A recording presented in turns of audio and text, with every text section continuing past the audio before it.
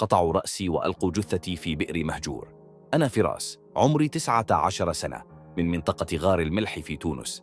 بدأت قصتي عندما تلقيت اتصالاً من أصدقائي أحمد وإلياس يدعونني للخروج معهم. وافقت على الخروج، ولم أكن أعلم أن ذلك سيكون آخر مرة أرى فيها عائلتي.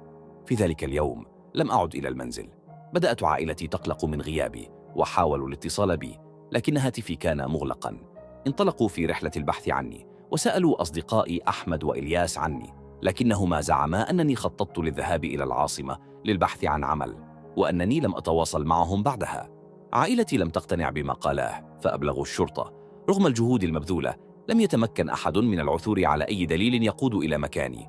مرت الأيام ثقيلة، وفي اليوم 16 تلقت أختي التوأمة رسالة غامضة من شخص مجهول، أخبرها بأنني قتلت، وأن رأسي قطع وألقيت جثتي في بئر. لم يحدد البئر، وترك العائلة في حيرة وخوف أكبر.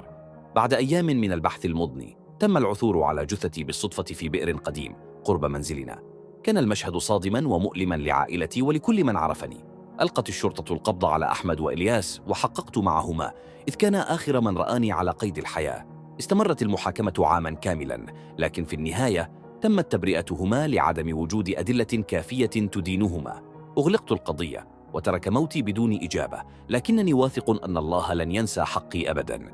قصتي تم بثها لاحقا في برنامج الحقائق الأربعة، لتبقى شاهدة على الظلم الذي تعرضت له، وعلى الأمل في أن يظهر الحق يوما ما.